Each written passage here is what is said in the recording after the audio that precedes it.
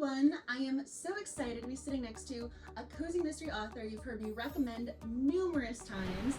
If you like international cozies, you need to add this amazing woman to your TBR, Carlene O'Connor, who also has a pen name, but we're going to go with Carlene O'Connor for today because she has several cozy mysteries that we need to discuss under this particular name. We're just going to keep my real name mystery and we'll go with Carlene. Okay, maybe it's just because it sounds so perfect, like this is supposed to be on the birth certificate, Yes. but it also does sound very Irish, so it works exactly for the series.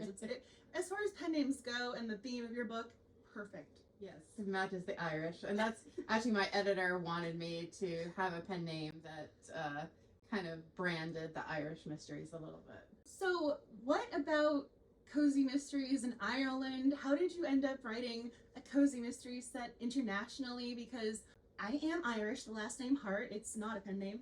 It's me. It's actually my last name. So I was very excited when I saw that you had it set in Ireland, and I am convinced at some point for the book club we're going to have your books as one of our March picks because it is going to be perfect for St. Patrick's Day. Every year I'm recommending her books for St. Patrick's Day. It's perfect. So I have to ask about Ireland, the connection. What inspired you? Well, I was actually writing books that weren't mysteries for my publisher, and my editor called me one day after about 10 years of writing for them and said, "What would you think of writing a mystery series for us set in England?" And I had been to London like once, but my boyfriend was Irish. I'd been to Ireland. At that point, I'd been to Ireland. I spent about a month there. And my great-grandmother came over from Ireland, so I do have the family history as well. And I lived in New York City for 15 years, and all my friends were Irish. And I did lots of research in Irish pubs for many, many years before I started writing. Yes, lots of drinking research. So I said to him, I wouldn't know the first thing about setting it in England. And then I paused and I said, but I could set it in Ireland.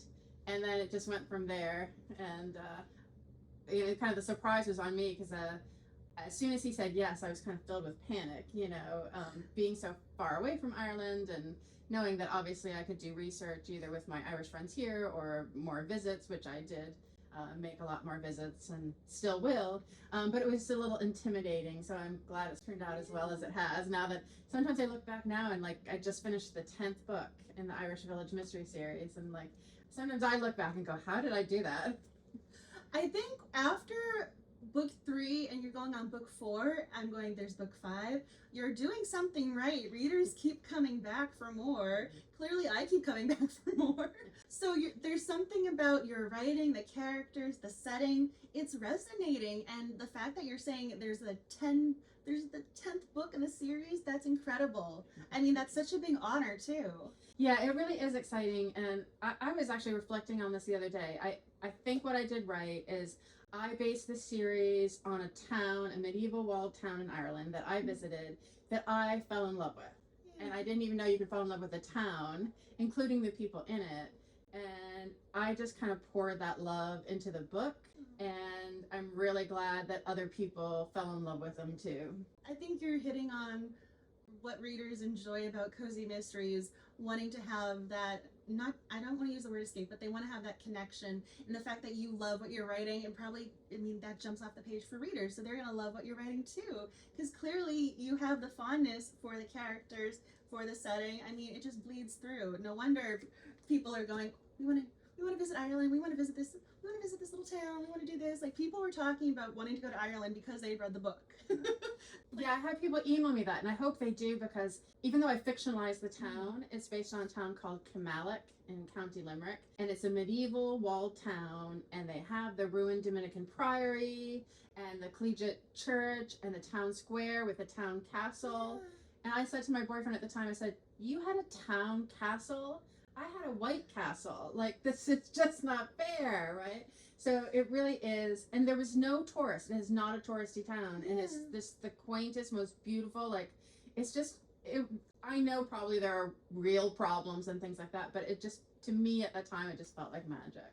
I mean, it definitely feels very Hallmarky to me, but again, I get to feel like I'm in an Irish Hallmark movie in a way, which I love. I mean, that makes me very happy, and that's one of the reasons why I'm like, let's go pick up the next book and the next book. And they have been optioned for television. I will find out by October. Now, I'm not holding my breath too much because a lot of times it doesn't happen. But the one thing that excited me is that the screenwriter who wrote the pilot for Midsummer Murders is writing the pilot for Murder in an Irish Village, the first one. And he's known as a character-driven writer, because I had a lot of readers when I told them it was being optioned say, oh, good, but they better do a good job, you know. And I was really happy to see that they got a really good writer too.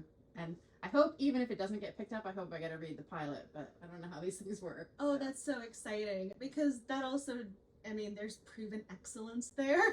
So maybe that will help lend some extra little emphasis on, oh, let's pick up this pilot, shall we? That would be great. That'd be really exciting, because again, I feel as if I remember when your books first started coming out, and I feel as if I've gotten to see them grow and find the readers, and it's so much fun when I'm scrolling on Instagram, like, I know that book, and I get to see it. So I would love to have people find you through the TV medium, the adaptation, and then they'd find you, they'd find more stories, because you do have another series.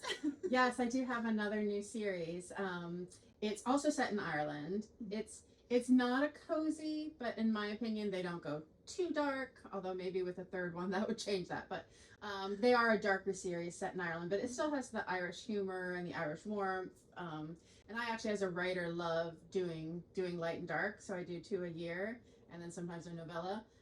So it's a fun balance for me. Yeah. And so with my new series, the first book in the series, No Strangers Here, it was picked by Barnes & Noble to be the September mystery pick of the month. That's so exciting. Yeah, so that means all 600 stores advertise it and kind of hand sell it, and I'm really excited. That is such a feather in your cap. Oh my goodness. Barnes & Noble is one of the go-to places. I mean, readers want to just exist and walk up and down those aisles. Oh, that's so exciting. I'm so happy for you. Thank you. Yeah, it's been really exciting. The hard thing is like, my publicist told me the news in June, and they were very excited about it. And then, like, you can't tell anybody until September 1st, and that's really hard for me. So I've had to keep my mouth shut for 3 months. And I even took a nap today. And so it's, the news is tomorrow. I took a nap today, and I was so disoriented when I woke up. I'm like, I can tell people. And I'm like, no, it's still Thursday. Well, now you're also going to have that, the time difference. So technically it's midnight there, but it's not midnight here yet. Wait a second. That's true. And then the second one in that series, called Some of Us Are Looking, technically comes out in October.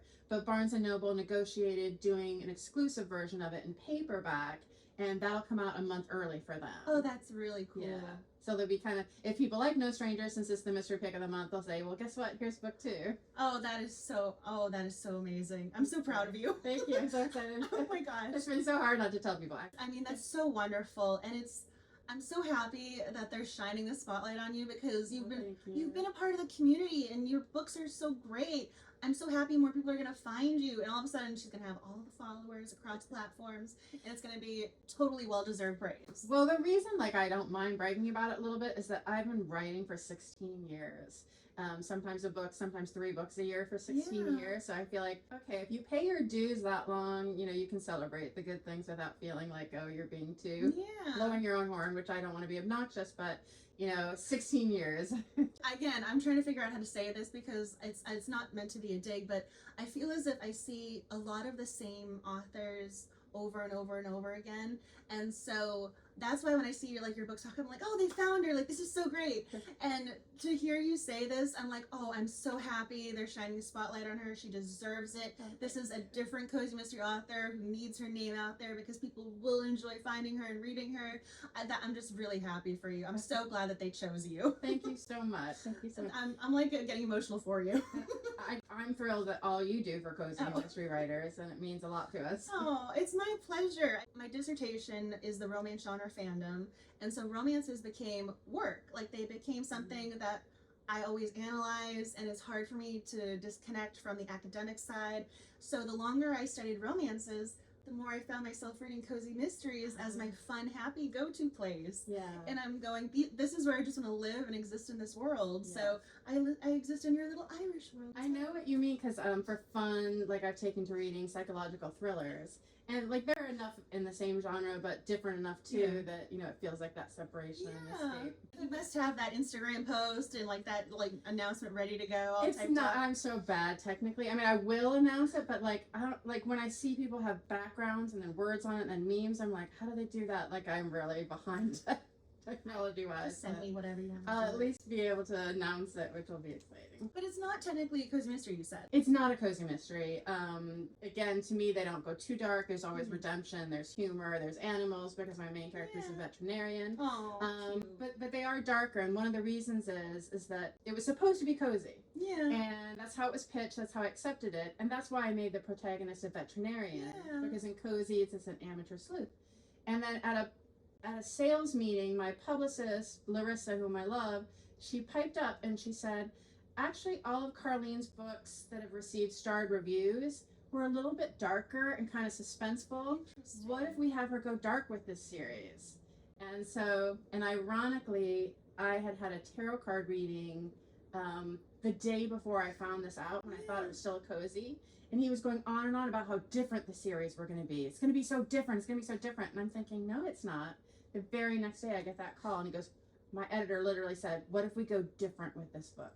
So now you trust this tarot card reader implicitly. Yeah, You're he like, was amazing. return visit already booked. Yeah. Tell me Actually, my he history. stopped doing readings because he's teaching, but I'm so glad I got one of his last readings. That's fascinating, though. That sounds like another series waiting to happen in the wings. It's hard for me to picture you going dark, though, because to me, you come across as very positive and optimistic, and your books do make me smile and laugh, and I have, like, these little giddy moments of happiness, like, oh, that happened, like, over there. So I think it's going to be interesting to see a little bit of a darker you coming out. Well, the fun thing is that, to me, like, the Irish culture does have kind of a darkness running underneath, but they deal with it with humor and sarcasm and intelligence and wit, but there's a grit underneath, there's a seedier side, and to me, like, when you do cozies, it's not that the darkness doesn't exist. It's just like if you focus a camera and like, I'm just going to focus on this and the rest is background. Like as cozy writers, we kind of, the violence of the background just is muted. Yeah. So, but like, as I write it, I still feel it. Like I know what the darkness is. I lighten up on it. So it's just deepening it a little bit.